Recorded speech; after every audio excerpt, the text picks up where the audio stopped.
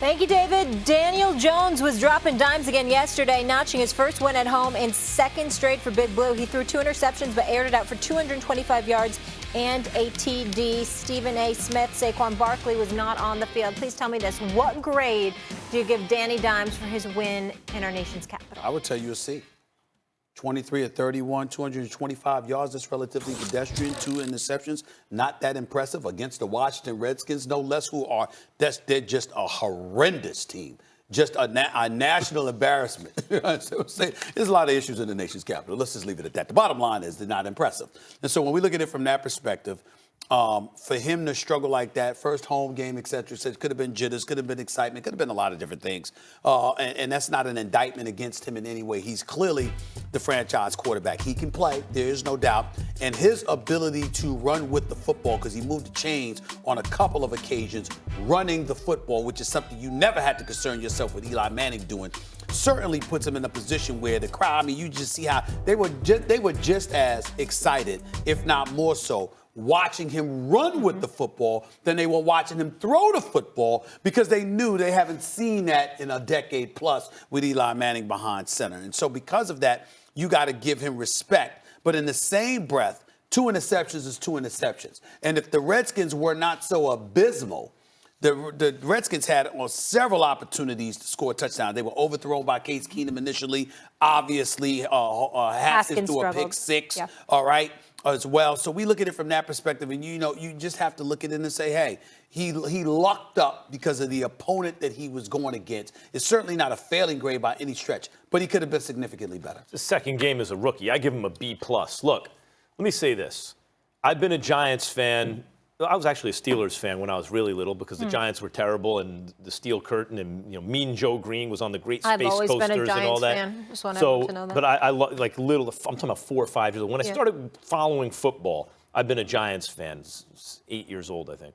And Daniel Jones is the most talented quarterback we've ever had in my lifetime.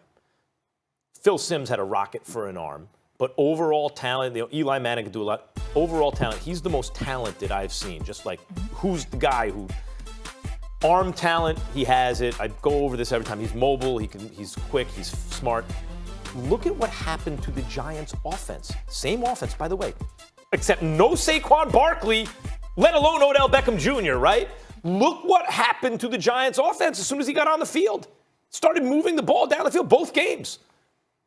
In fact, Gallman had a big game, but the running backs coughed up the football a couple times. So I know it's 2 interceptions and 1 touchdown. It could have easily been 3 touchdowns and a couple interceptions. But if you just watch him read the defense, get rid of the ball, the accuracy of the throws, the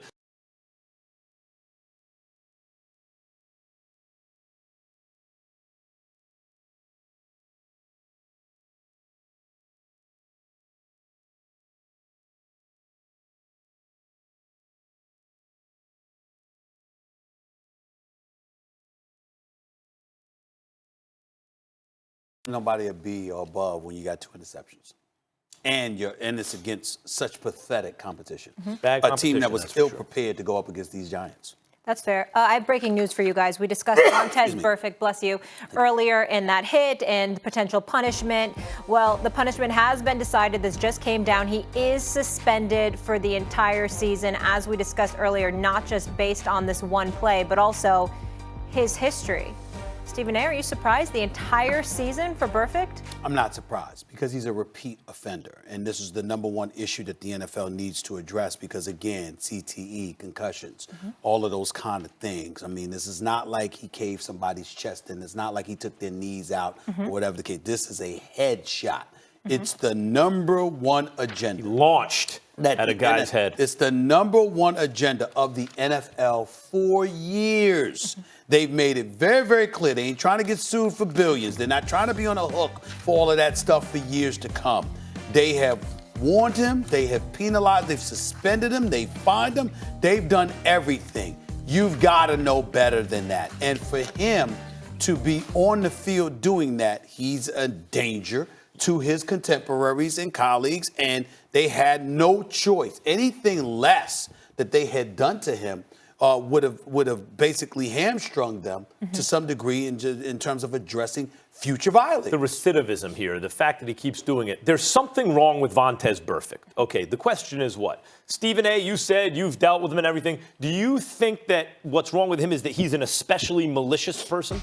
No, but I only met him once and I only talked to him once. Do you think I'd like to give him the benefit of the doubt and say he's not especially malicious or especially stupid, right? Because you'd have to be either especially malicious or especially stupid to behave that way repeatedly, in spite of warnings, in spite of playoff games being on the line, salary being on the whole thing.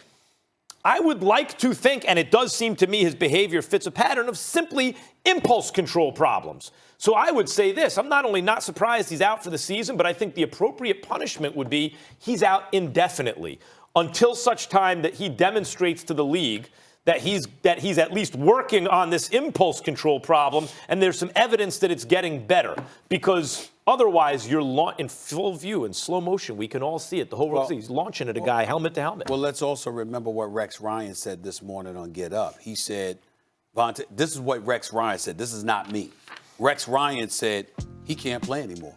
And when you can't play, you look for other avenues to make yourself relevant. But he's always been doing it, though. Well, that's what he's saying, but that's what Rex Ryan said. He's trying to cover it up. He's trying to cover it up. What I'm saying is that the explanations, you could come up with a plethora of explanations that are relatively plausible. All of them are inexcusable. Yeah, no, out for the season, I think is right. You can't have him on the field doing that. No, but what I'm saying is the rest of the season is right. We agree about that. If anything, I'm going farther than that. I'm saying in addition to that, I'm not saying automatically he gets back on the field. He should have to demonstrate some kind of ability to control himself. Well, at this stage and point in his career, it might be over. Listen, it might be Ryan over. Clark said he wouldn't be mad if it was, he was done for his entire career. Yes. All right, Tampa Bay. Can we please talk about this? Because this game was very mind-boggling. Tampa ended the Rams' unbeaten streak in a big way at the Coliseum yesterday. The Bucs' 55 points are the most against a team that entered 3-0 or better in NFL history. Who the heck are the Bucs and the Rams? Max, tell me this. Are you more impressed by Winston or disappointed in LA?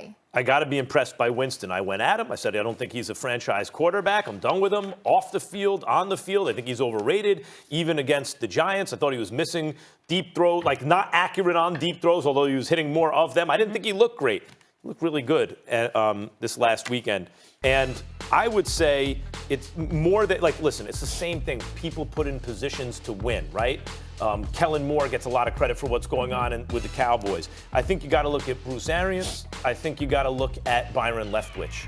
I think you have to look at the people who get the most out of the players and put them in positions to win, and I was very impressed. Jameis Winston was 28 of 41 for 385 yards, 4 touchdowns, and interception, sacked twice. He was impressive.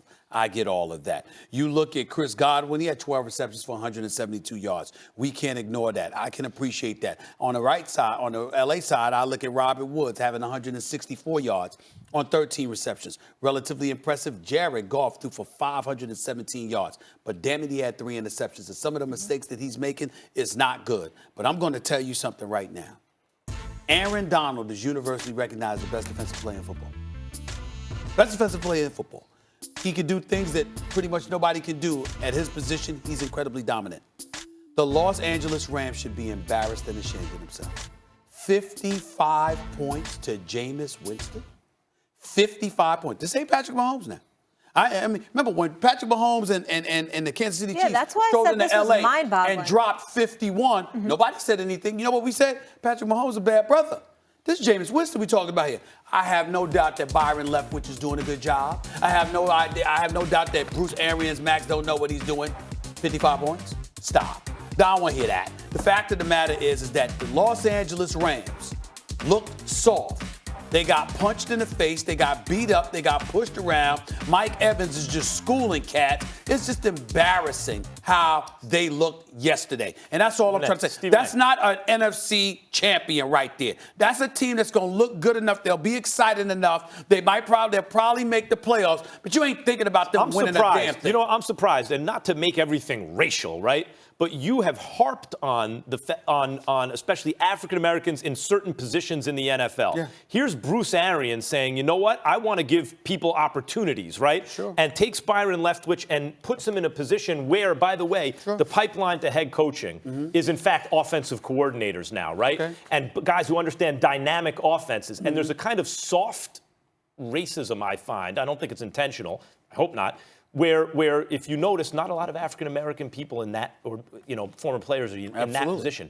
And here we have an example of, oh, look at that. Now, I would expect, because oftentimes you would point this out, if it was someone else, it might be, what a brilliant offensive mind. For example, you look at Atlanta, we'll get into them tomorrow. Kyle Shanahan's looking good right now, not only because of how good they used to look with him, but how they've looked without him.